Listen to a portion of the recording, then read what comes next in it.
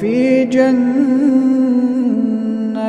عالية لا تسمع فيها لاغية فيها عين جارية فيها سرر مرفوعة وأكواب موضوعة ونمارق مصفوفة وزرابي مبثوثة أفلا ينظرون إلى الإبل كيف خلقت وإلى السماء كيف رفعت